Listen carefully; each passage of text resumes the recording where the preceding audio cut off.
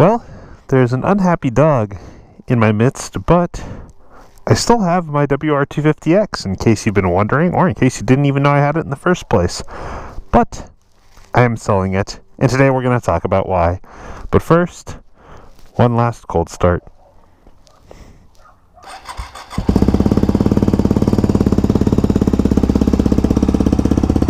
This is a pretty cool looking bike. Hi, I'm Chad, and welcome to another moto vlog. So as I just mentioned before, I am selling this year 2009 Yamaha WR250X supermoto. Now, if you've been with the channel for a while, you will recall I have owned this WR250X for about 2 years. I purchased it in April of 2021 for a few different reasons. The first was so that I had something to model in my virtual reality simulator that I could use to train a model how to do wheelies. And while we accomplished that to some degree, the other two reasons were to be able to have something I could take to a supermoto track or a go-kart track to practice on, and so that I might have a motorcycle to commute on if I ever went back to an office. Now, I did never make it out to a supermoto track with this, and that's really on me. I never made it a priority to do so. But the last point, I am not going back to an office for work, so I really don't need a motorcycle to commute on. Not that I did in the first place, but one less reason to keep it. So the virtual woolies, priority number one, check that one off. Other things, it's not going to get used for, but that's okay. It has served its primary purpose. And Stoopy? Whoop. Little Stoopy. Baby Stoopy.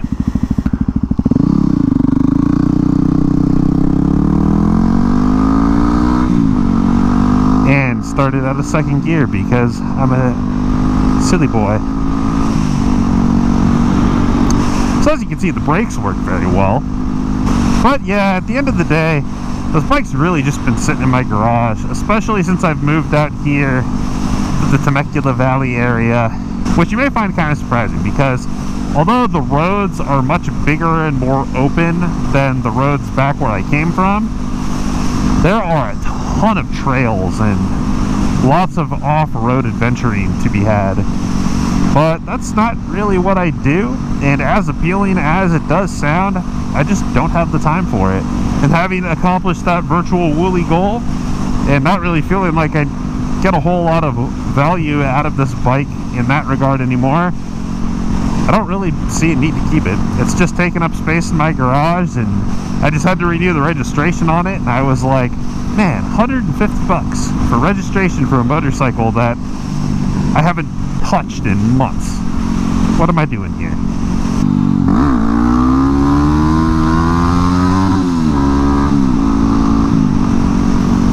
And back to reality. And to even further support the fact that I just don't ride this bike, I've owned this bike for nearly 2 years. I haven't even put 1,300 miles on it. What does that work out to at 1,300? 650 miles per year? That is a lack of use if you ask me, and I'm not doing this bike justice because it's an awesome motorcycle. And even though I haven't ridden it in months, I'm feeling the same way about it that I did the last time I rode it right now, which is that it's a really cool little bike. It's kind of fun to do something different. This bike is not fast by any means. It has like 29 horsepower stock. It does have an FMF Megabomb header and a Yoshimura RS4 slip-on, as well as an FMF Power Commander type fuel tuning thing.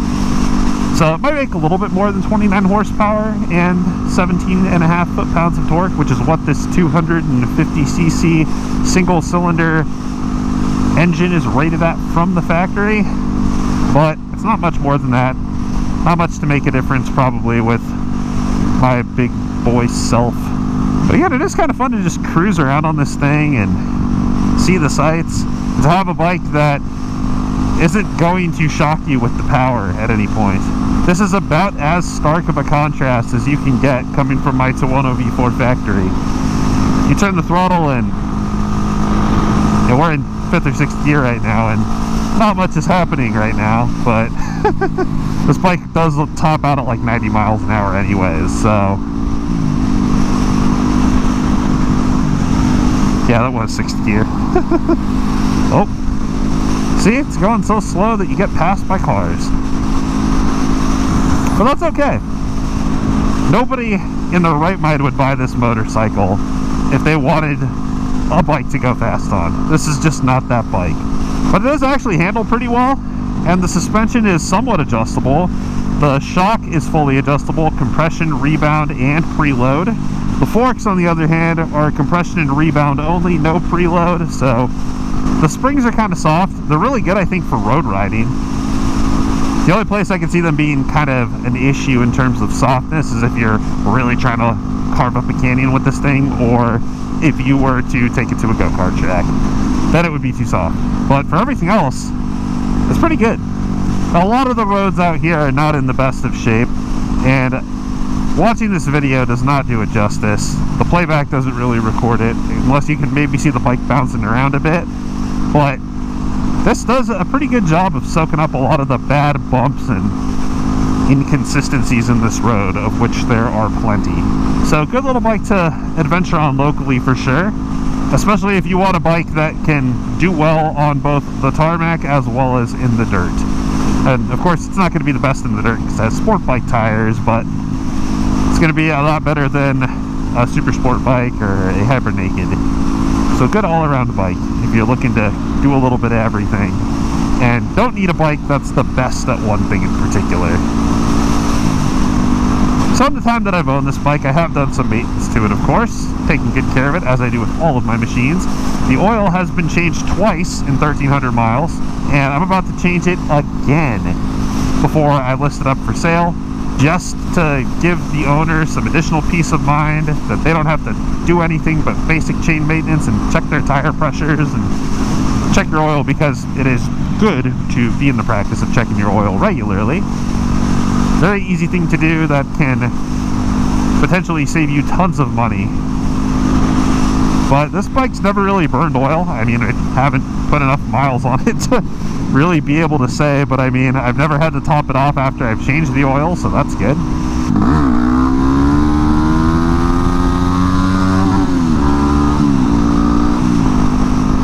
Aside from the oil changes and the regular maintenance, such as checking my tire pressures and cleaning, lubing, adjusting the chain, I did actually replace the entire clutch pack in this bike. So the clutch pressure plate springs, the friction plates, and the steel plates. I was getting a little bit of slippage in 5th and 6th gear, specifically if I tried to pull hard on the highway and shift aggressively.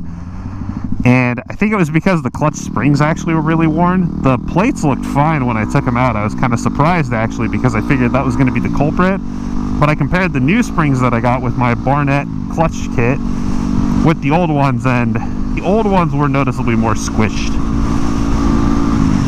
So not applying proper resistance to the pressure plate and everything, keeping the clutch together when it was supposed to be. So that's all been sorted out. Bike runs great. I put the clutch in, I think, 500 miles ago. And I also replaced the tires. These are Dunlop Q3 Plus tires, and they are the proper sizes for these little supermoto wheels. Not little in terms of diameter, they are 17-inch wheels, which is what makes this bike really cool, because you can run street tires on it, especially sportier compounds that you might see on a Ninja 400 or an R3, for example. But the wheels are narrow. I think the front wheel is like 3 inches wide, so it only has a 110 section tire, and the rear I think is like 4 inches wide, 3.5 inches wide. I think 4 or 4.5 inches wide, and it's got a 140. But proper tires on it, they stick nice and good, particularly for my use case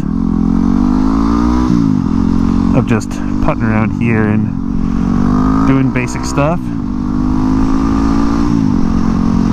But yeah, I think the tires have even fewer miles on them. I think like 400 or 500 miles on the tires. I checked the brakes too. At the same time, I cleaned the front caliper out. The pistons are moving nice and freely, as they should. The bike has some nice parts as well. It's got these Zeta handguards with integrated turn signals and these cool little convex mirrors.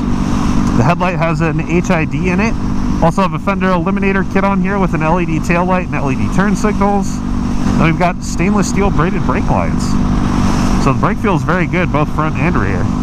Despite this bike only having one rotor on the front wheel, a much smaller contact patch of a tire, and only one caliper with 2 pistons.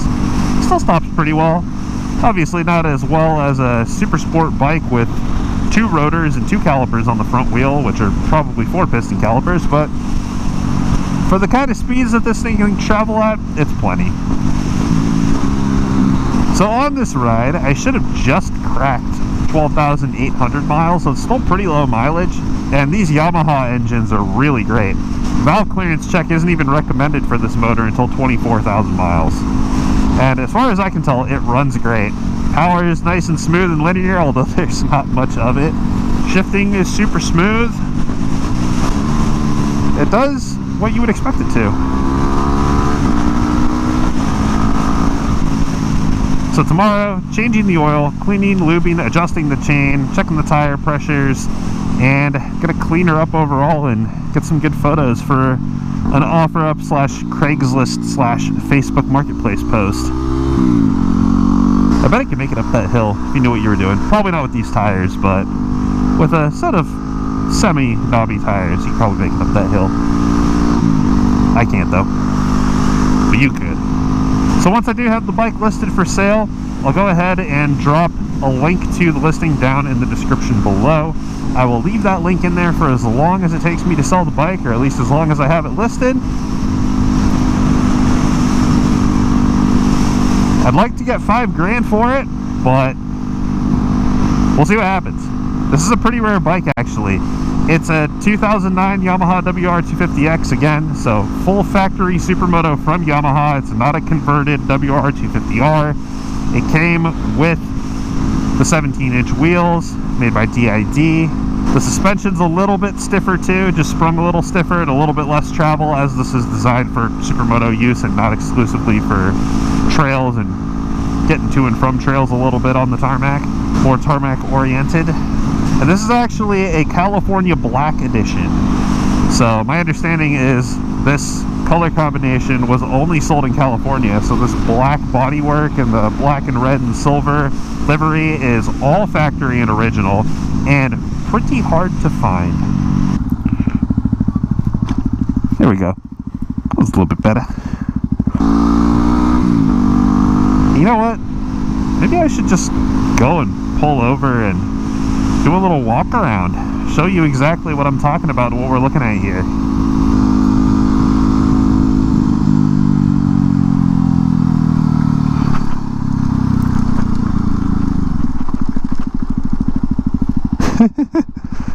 Here we go, we're on dirt.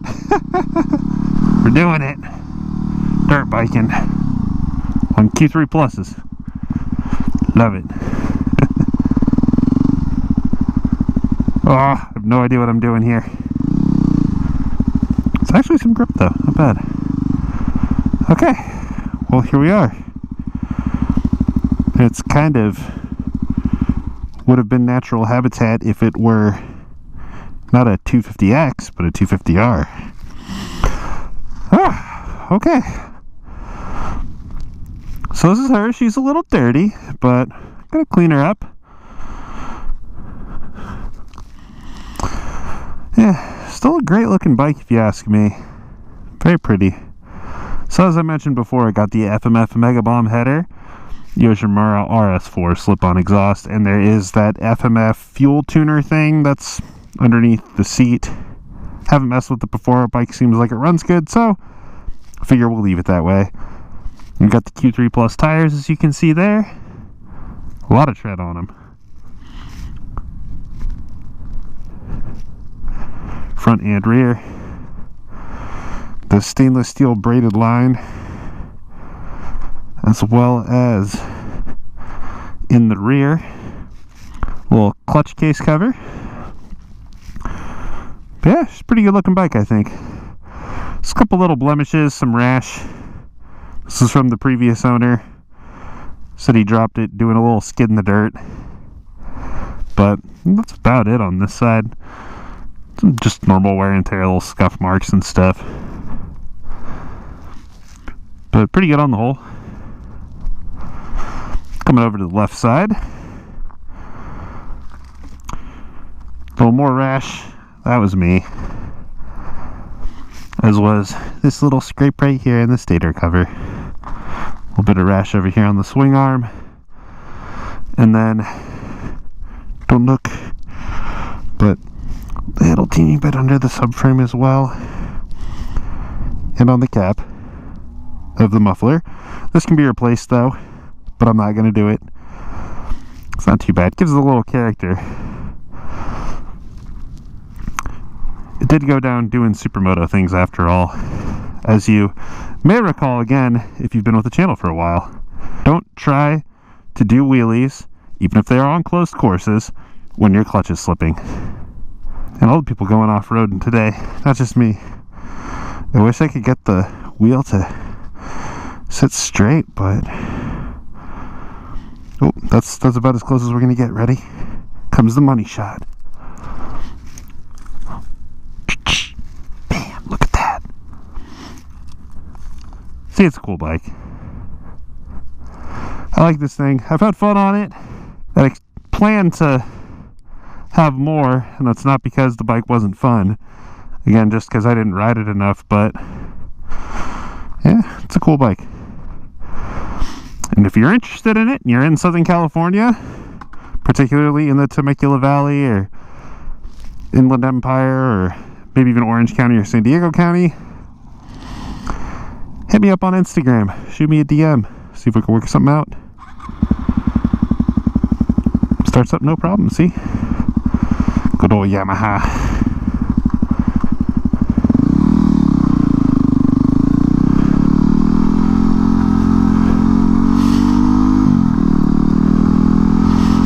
This is the fastest I've ever gone on dirt. This is the fastest I'll ever go. We'll see. Probably the fastest I'll ever go on this. But yeah, that's the scoop on the WR. She's a great bike. Does everything you'd expect her to. No leaks or any kind of weird stuff going on. And I'd be really happy if she found a good home. Someone that would enjoy her more than I have. I shouldn't necessarily say enjoy her more than I have, but just enjoy her more often. This is definitely the least amount of miles I've ever put on any vehicle over the course of 2 years or over the course of my entire ownership. So I'm sure the next owner will find some great times with this bike just like I have, and hopefully we'll do that more frequently. With that, I'm going to go ahead and wrap this one up. So thank you so much for watching, and if you enjoyed this video, I would sincerely appreciate a gentle little click of the like button. And if you consider subscribing for more motorcycling content like this, drop a comment below. What's the least number of miles you've ever put on a motorcycle that you've owned? Have you put less than 1,300 miles on a motorcycle in 2 years? Let me know in the comments below. Thanks again for watching, and I hope to catch you in the next one. Until then, later.